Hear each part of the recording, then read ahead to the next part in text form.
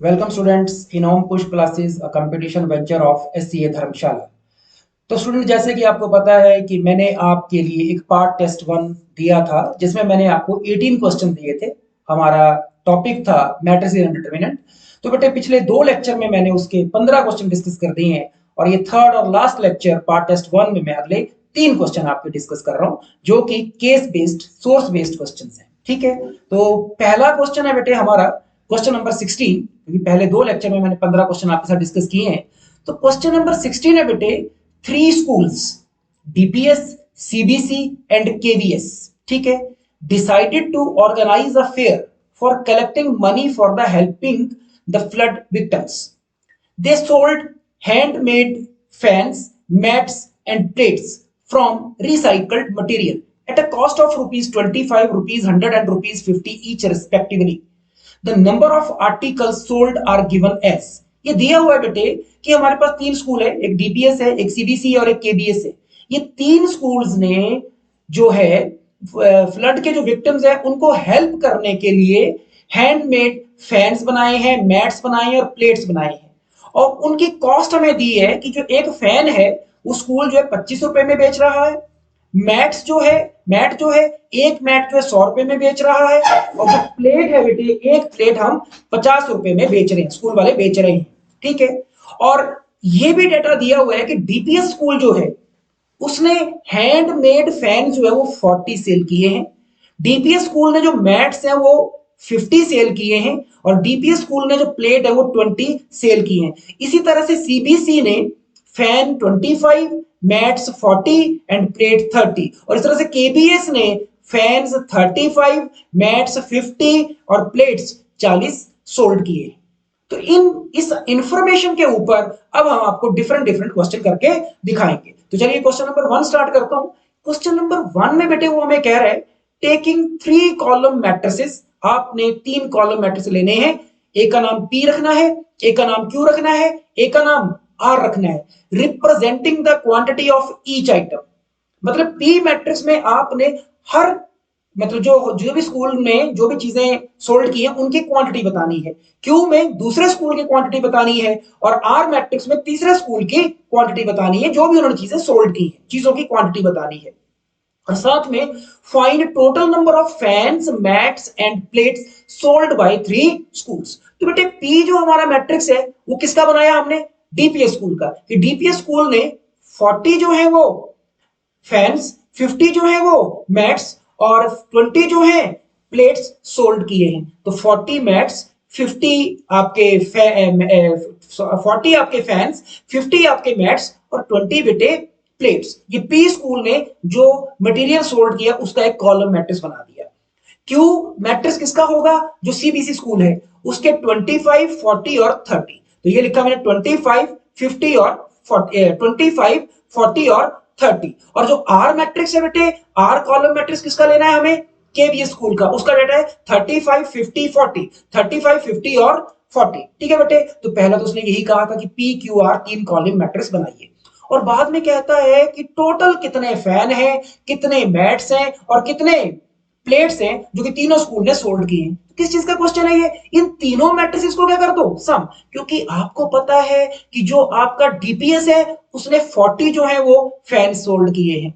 जो आपका CBC school है उसने 25 फैन सोल्ड किए हैं और जो आपका केवीएस है उसने 35 सोल्ड किए हैं। और तीनों का टोटल चाहिए तो ऑब्वियसली आप इन तीनों को क्या कर देंगे? सम कर देंगे। तो हमने पी क्यू आर मैट्रिक्स का सम कर दिया।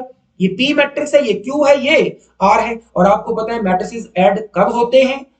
कैसे कब होते हैं? जब उनके ऑर्डर क्या होते हैं? सेम। अगर मैं आपसे इस मैट्रिक्स का ऑर्डर पूछूं तो इसमें 3 रो हैं और एक कॉलम है, तो इसका ऑर्डर आ जाएगा 3x1। इस मैट्रिक्स का ऑर्डर पूछूं क्या है? 3x1। इस मैट्रिक्स का ऑर्डर पूछूं क्या है? 3x1। और जब मैट्रिसेस का ऑर्डर सेम होता है तो मैट्रिसेस आपस में ऐड कर जाते हैं। और ऐड कैसे करते हैं? कॉरस्पॉन्डिंग एलिमेंट्स आपस में ऐड करते हैं। 40 में कौन ऐड करेगा? 25 में कौन ऐड करेगा? 35, 100 आ जाएगा। 50 में कौन ऐड करेगा? 40, 40 में कौन ऐड करेगा? 50, 140 आ जाएगा। 20 में कौन ऐड करेगा? 30, 30 में कौन ऐड करेगा? 40, तो 90। तो पहला क्वेश्चन हमने कर दिया। देखा जाए तो पहला क्वेश्चन मैट्रिसेस एडिशन का था।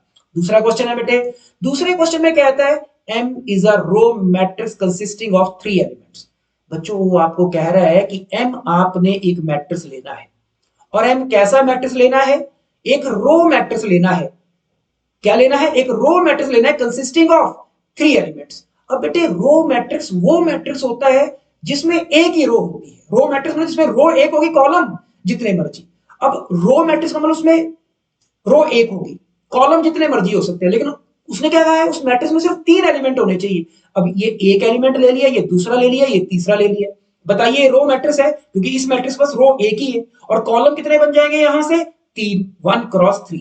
एम मैट्रिक्स का ऑर्डर मैंने 1 क्रॉस 3 कैसे लिखा? क्योंकि उसने मुझे कहा था एम मैट्रिक्स एक रो मैट्रिक्स लेना है, और रो मैट्रिक्स वो मैट्रिक्स होता है बेटा जिसमें रो एक होती है, कॉलम जितने मर्जी हो सकते हैं। सर कॉलम जितने मर्जी हो सकते हैं तो आपने एक कॉलम क्यों लिया? क्योंकि उसने कहा था उस मैट्रिक्स में सिर्फ 3 एलिमेंट लेने हैं, 1 2 3, तो रो एक कॉलम 3। इसी तरह से वो कह रहा है n is a column matrix consisting of 3 elements. अब वो मुझे कह रहा है कि n आपने एक कॉलम मैट्रिक्स लेना है जिसके पास 3 एलिमेंट है। बेटे आपको मालूम होना चाहिए, मालूम होगा कि कॉलम मैट्रिक्स कौन सा मैट्रिक्स होता है? जिसमें कॉलम एक होता है, जिसमें कॉलम एक होता है। रो जितनी मर्जी हो सकती है, लेकिन उसमें भी कहा है कॉलम एक होना चाहिए, लेकिन 3 एलिमेंट होंगे। तो 3 एलिमेंट, ये 3 एलिमेंट ले लिए। अब इस मैट्रिक्स का ऑर्डर मुझे बताइए, कितनी रो है? 3 रो है, और कॉलम तो आपको एक ही लेना था। क्यों? क्योंकि कॉलम मैट्रिक्स था। अब इस तरह से m हमारा 1 क्रॉस 3 ऑर्डर का आ गया, और n हमारा 3 क्रॉस 1 ऑर्डर का आ गया। हमें किसका ऑर्डर बताना है? ऑर्डर ऑफ मैट्रिक्स mn बताना है। mn मैट्रिक्स का ऑर्डर बताना है। mn, m आपको पता है कितने ऑर्डर का है बेटे? 1 क्रॉस 3। और n कितने ऑर्डर का है बेटे? 3 क्रॉस 1। और आपको ये पता होगा कि दो मैट्रिक्स की मल्टीप्लाई कब होती है? जब पहले मैट्रिक्स के कॉलम और दूसरे मैट्रिक्स की रो आपस में इक्वल हो। तो पहले के कॉलम भी 3 है, दूसरे की रो भी 3 है, दोनों इक्वल हैं। तो जो नया मैट्रिक्स आएगा वो क्या आता है? यहां से क्या बचा? 1, और यहां से भी क्या बचा? 1।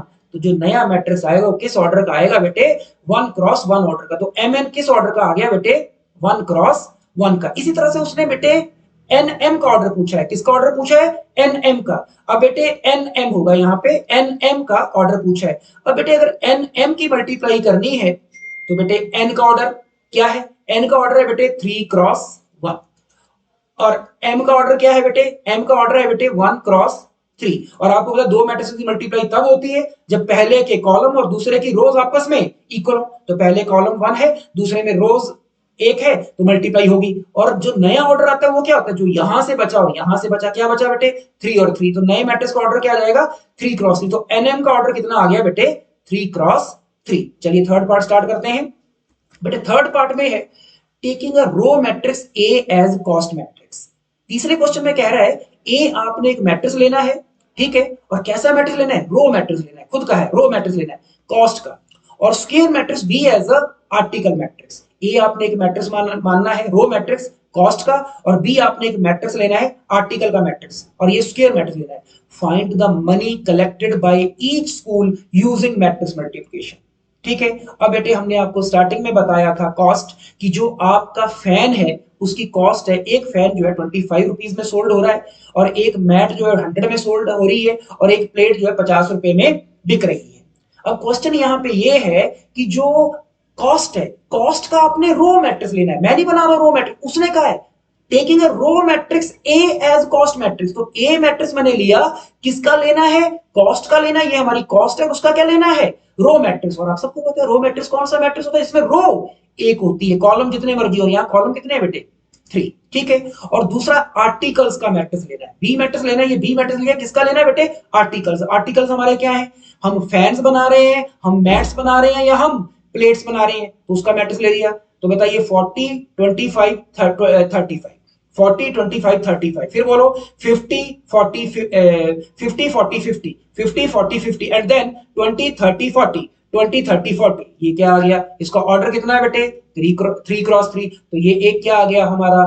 स्क्वायर मैट्रिक्स आ गया। ए और बी की अब क्या करनी है? मल्टीप्लाई। उसने खुद कहा है। अब जब आप ए और बी की मल्टीप्लाई करोगे तो बच्चों ए का ऑर्डर क्या है? ए मैट्रिक्स का जो ऑर्डर है वो है 1 क्रॉस 3, और बेटे बी मैट्रिक्स का ऑर्डर है वो कितना है? 3 क्रॉस 3। और आपको तो पता है दो मैट्रिक्स का मल्टीप्लाई करते जब पहले के कॉलम और दूसरे की रोज सेम हो, तो पहले के कॉलम कितने हैं? 3, और दूसरे की रोज कितनी है? 3, तो इनकी मल्टीप्लाई हुई। और जो नया मैट्रिक्स बन के आएगा उसका ऑर्डर यहां से 1 बचा और यहां से 3, तो जो नया मैट्रिक्स आएगा उसका ऑर्डर क्या आएगा 1 क्रॉस 3 और मल्टीप्लाई होगी। ठीक है, तो बेटे अब हमने मल्टीप्लाई कर दी। आपको मल्टीप्लाई करना आती है दो मैट्रिसेस की। देखा जाए तो मैट्रिक्स मल्टीप्लिकेशन का क्वेश्चन है, पहली रो पहला कॉलम पहली एंट्री। तो देखो 25 ने 40 को मल्टीप्लाई की, प्लस 100 ने 50 को मल्टीप्लाई की, प्लस 50 ने 20 को मल्टीप्लाई की, तो ये हमारे पास आ गया। ठीक है, पहली रो पहला कॉलम पहली एंट्री। फिर क्या करते हैं, पहली रो दूसरा कॉलम, पहली रो दूसरा कॉलम तो दूसरी एंट्री। 25 ने 25 को मल्टीप्लाई किया 625, 100 ने 40 को मल्टीप्लाई किया 4000, 50 ने 30 को मल्टीप्लाई किया 1500। ठीक है, ये आ गया। उसके बाद पहली रो पहला कॉलम पहली एंट्री, पहली रो दूसरा कॉलम दूसरी एंट्री, पहली रो तीसरा कॉलम तीसरी entry. 25 into 35 plus 100 into 50 plus 50 into 40, ये आ गया।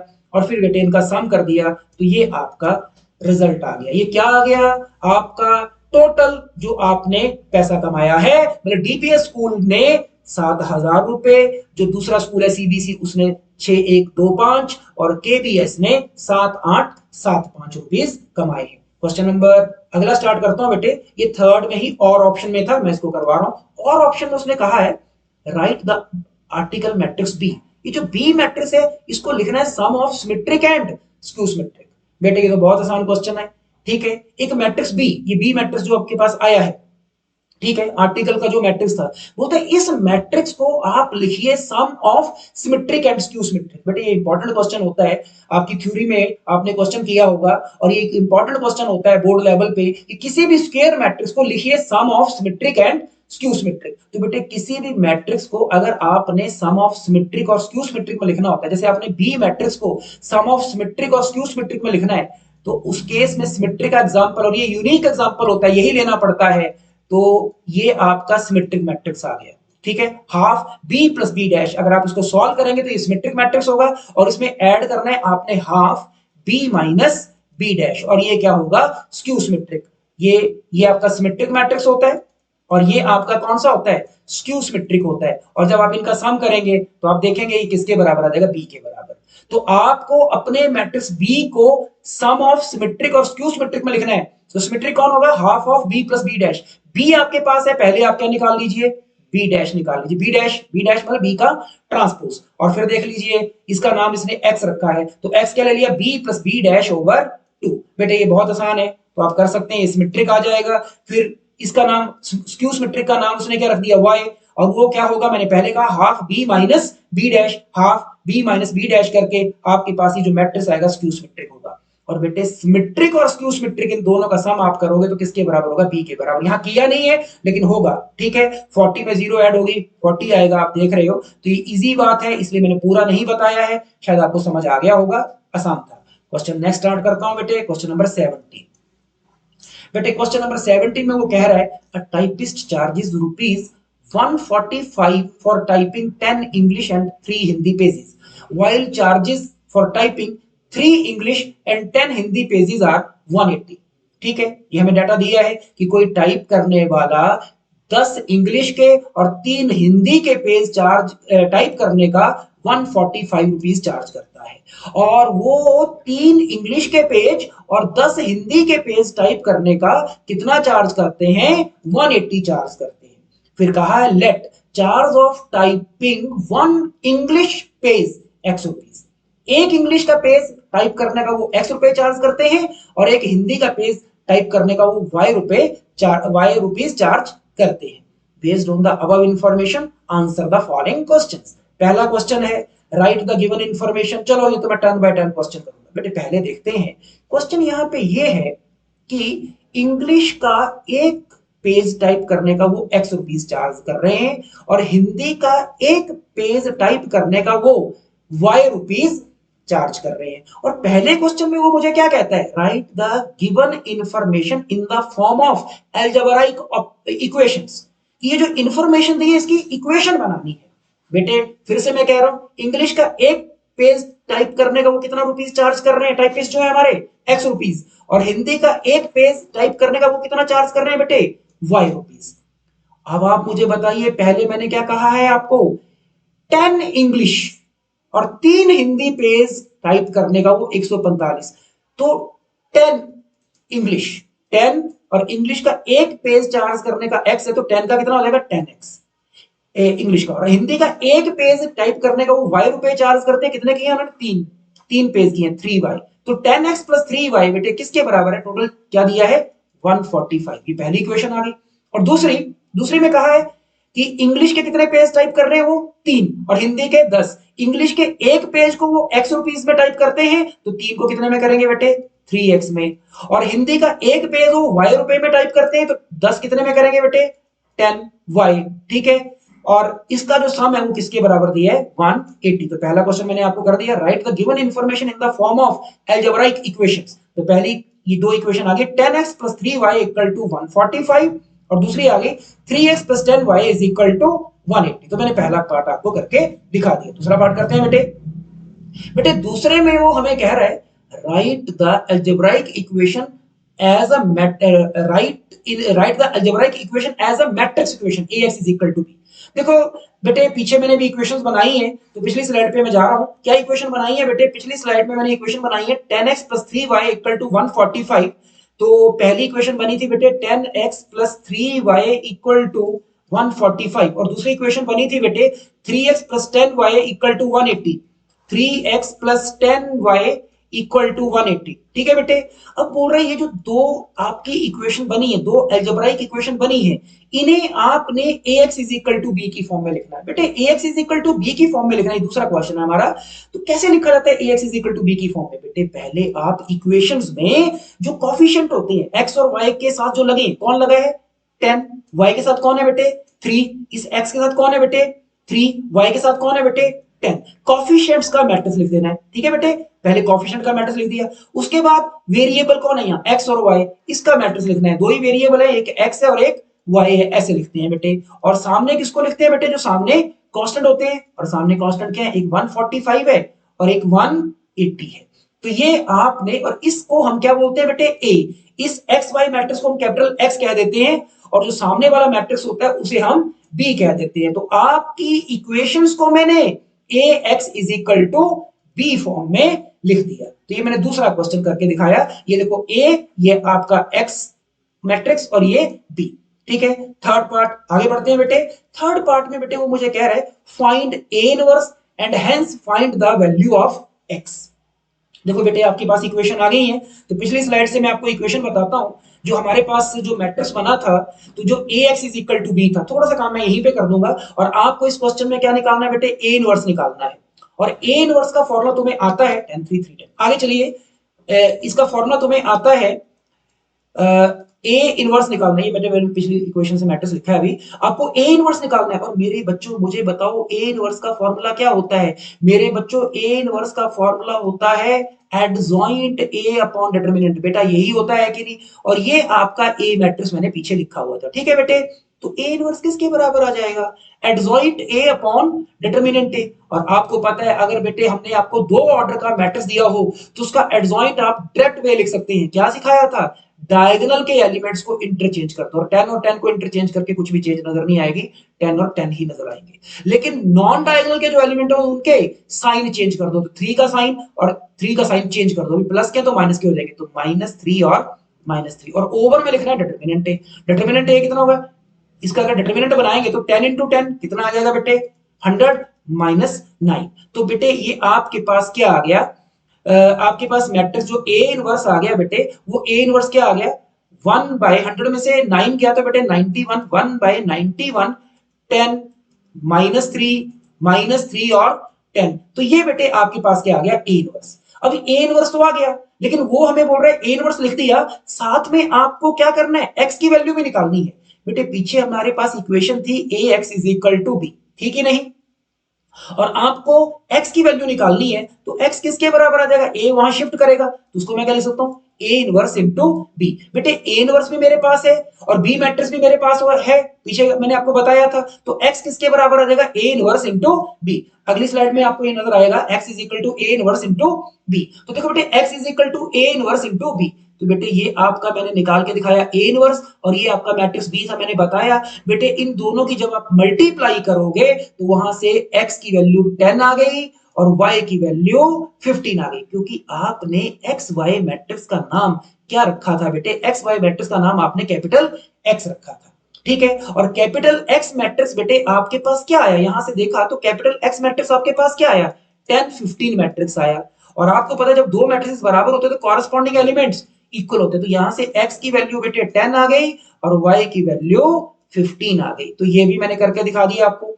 और इसमें बेटे एक और पार्ट है कि ये कई बार हमने क्वेश्चन किया है, पहले भी थ्योरी में किया होता है, for a verify a into adjoint a किसके बराबर होता है, डिटर्मिनेंट a इंटू आई। मतलब इस क्वेश्चन में ये करके दिखाना है कि अगर a को हम उसके एडजॉइंट से मल्टीप्लाई करेंगे तो सामने रिजल्ट क्या आएगा, डिटर्मिनेंट a इंटू आई। बेटे आपके पास a मैट्रिक्स है, ठीक है, a मैट्रिक्स आपके पास है, ए को किससे मल्टीप्लाई करनी है आपने, एडजॉइंट ए से, ठीक है। बेटे ये आपका कौन सा मैट्रिक्स है, ए, और ये अभी मैंने आपको बताया आपका एडजॉइंट मैट्रिक्स अभी बताया था मैंने, ए का एडजॉइंट बताया था आपको, ये कौन है, एडजॉइंट ए। बेटे ए ने जब एडजॉइंट ए को मल्टीप्लाई किया, मैट्रिक्स मल्टीप्लाई तुम्हें करना आती है, तो हमारे पास आ गया 91 0 0 और 91, ठीक है बेटे। और यहां से बेटे मैट्रिक्स में से मैंने 91 क्या कर दिया बेटे, कॉमन, और बेटे 91 अगर मैं यहां से कॉमन कर दूंगा तो मेरे पास क्या बचेगा, 1, यहां तो जीरो ही रहेगा, यहां जीरो और यहां 9, यहां 1, क्योंकि 91 मैंने कॉमन कर दिया, 91। और ये कौन सा मैट्रिक्स होता है बेटे, 1 0 0 1, क्या बोलते हैं इसको हम, आइडेंटिटी मैट्रिक्स। तो बेटे a इंटू एडजॉइंट ए मेरे पास क्या आ गया, 91 इंटू आई के बराबर आ गया। लेकिन बेटे अगर आपने जब डिटर्मिनेंट ए निकाला था, पिछले पार्ट में मैंने आपको बताया डिटर्मिनेंट ए निकाला था, वो क्या था, 91 था। तो बेटे a इंटू एडजॉइंट ए आपका आ गया 91 आई, और 91 आपका है डिटर्मिनेंट ए, पीछे पार्ट में मैंने करके दिखाया, इंटू आई। तो आपने क्या प्रूव कर दिया, A into adjoint A into adjoint A किसके बराबर आ गया, डिटर्मिनेंट ए इंटू आई के बराबर आ गया, और यही हमने आपको करके दिखाना था। अगला क्वेश्चन करते हैं बेटे, क्वेश्चन नंबर 18। पहले टेस्ट में मैंने 18 क्वेश्चन दिए थे, उसमें 10 एमसीक्यूज थे, 5 उसमें असर्शन और रीजन थे, 10 एमसीक्यू मैंने लेक्चर 1 में डिस्कस किए, 5 असर्शन रीजन मैंने लेक्चर नंबर 2 में डिस्कस किए, और नेक्स्ट 3 क्वेश्चन जो थे, क्वेश्चन नंबर 16 17 18, 16 और 17 बेटे मैंने case based source based question दिए थे, वो इस लेक्चर में अभी मैं डिस्कस कर चुका हूं। और ये बेटे 5 मार्क्स का क्वेश्चन आता है, using matrix method solve the following system of equation. तो ये तो बेटे थ्योरी में और जिसने भी थोड़ी सी पढ़ाई की है उसको ये क्वेश्चंस आते ही हैं। तो ये क्वेश्चन यहाँ मैं सॉल्व करके नहीं बताऊंगा, लेकिन इस क्वेश्चन का फिर भी मैंने यहाँ सॉल्यूशन करके आपको दिखाया है। तो बेटे इस तरह से मेरा मैट्रिक्स डिटरमिनेंट पे पार्ट टेस्ट 1 मैट्रिक्स डिटरमिनेंट मैंने कवर कर दिया है। बेटे पार्ट टेस्ट 2 जो मैं लूंगा, जो मैं स्टार्ट करूंगा नेक्स्ट में, वो बेटे मेरे 2 टॉपिक कवर करेगा। उसमें एक मैं इनवर्स ट्रिग्नोमेट्री कवर करूंगा और दूसरा मैं उसमें कॉन्टिन्यूटी कवर करूंगा। तो थैंक्स फॉर वॉचिंग, जय हिंद जय भारत।